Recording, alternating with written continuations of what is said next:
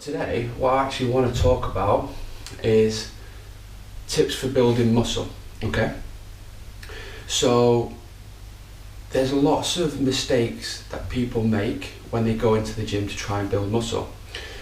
Some of those mistakes are trying to lift too heavy. So how many times do you see guys in the gym and they've got these great big enormous 20 kilogram plates on either side, and they're on the bench press and they're just literally doing about 2 inches and they're like this and they're grunting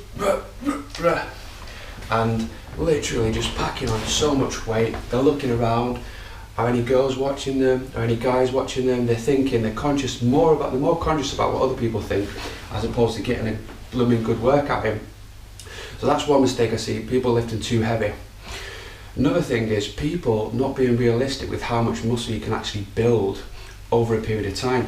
We are surrounded by men's health magazines, fancy diet pills, Facebook transformations where guys do a 12-week program with like a certain coach, and we think, okay, well I can do that in 12 weeks, but what we fail to realise, we fail to see the bigger picture. We don't realise that this person that's got the 12-week transformation has already been training for years and years and years and has got a decent amount of muscle mass. Okay, they might be carrying body fat, but they've built themselves up for years and years and years. So 12 weeks of dieting down is going to reveal all the hard work of muscle.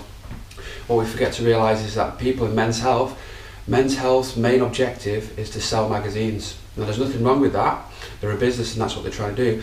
But a lot of these fitness models that are advertising supplements or advertising the workouts in the magazines, maybe they do follow the workouts.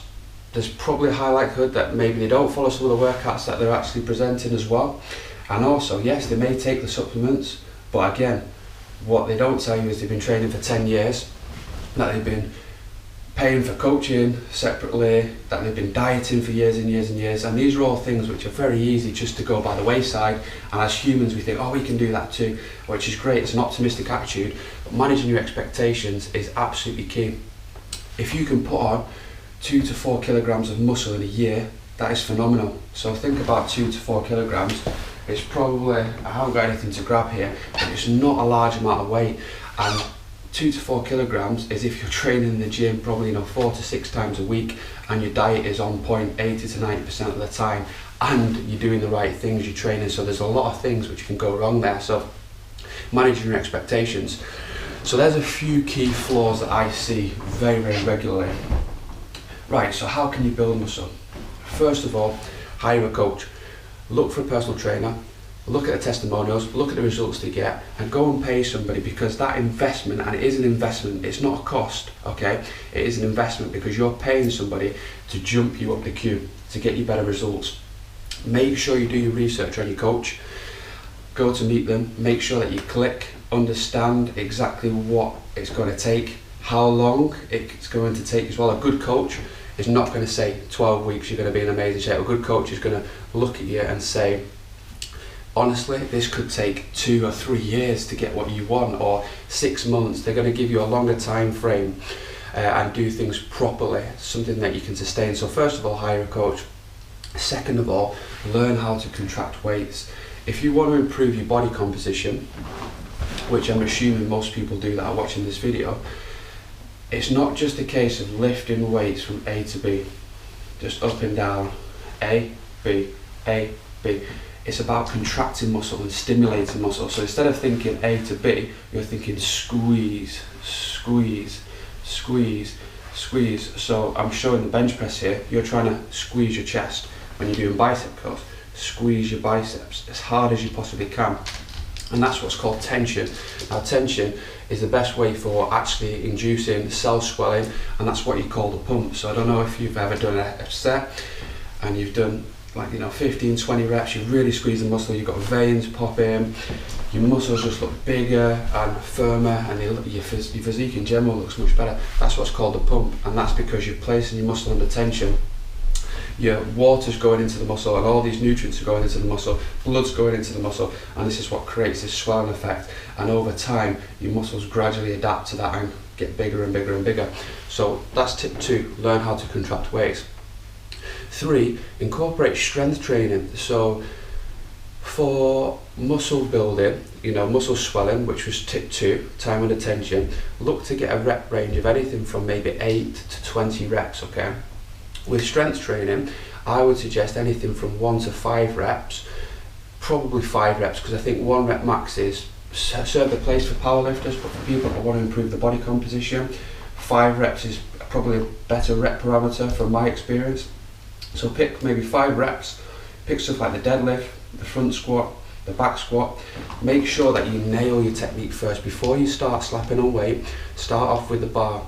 Get a good coach to teach you through those main compound lifts, because those lifts should be pretty much stable throughout your lifting career. And you should be looking to progress those lifts throughout the year.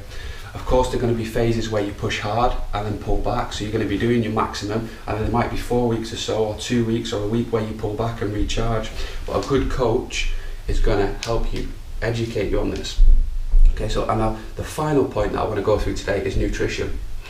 You are not going to build muscle unless you're eating adequate amounts of calories, adequate amounts of proteins, and recovering. Okay, and now nutrition is absolutely key for this. Figuring out how many calories you need to build muscle, how much protein you need to build muscle. I like to give, it depends on the client's start point, but let's say everything's good, the client's digestive system is good, they're healthy, they're training regularly, they're in a good routine. I like to give anything from 1.5 to 2 grams of protein per kilogram of body weight. So say somebody's 80 kilograms, I'll look at giving them, anything from 120 to 160 grams of protein, and then work up or down from there. Everybody's different, but that's generally a good rule of thumb. Making sure that you're getting protein to build muscle, and also making sure that you're getting adequate amounts of calories from carbohydrates and fats. Making sure that nutrients are adequate around training time, so pre-workout, intra-workout and post-workout. So that's all my tips for today. If you do want more specific advice, please check out my website. I blog every single week. I talk about stuff from muscle building to fat loss, give out free workouts, I do plenty of videos. And although I'm at maximum capacity with the members that I train at LEP Fitness, I do offer a range of online services as well. Online coaching, stuff like nutrition, training plans and Skype consultations, so we can actually speak and I can answer any of your questions. So if any of those interest you, please check out the website. There's lots of freebies as well, so you can just literally tune in every single week and you'll hear my updates, my own training updates, what clients are up to, fat loss tips, nutritional plans, and you can tell I'm very, very passionate about this. And I'm just keen to get as much content, valuable content, which I've learned from coaches over the years and spent a lot of money getting to this point, and I know for a fact it's going to help you too. So I hope you have a great day, and if you've got any questions, fire away, because I'm going to help you.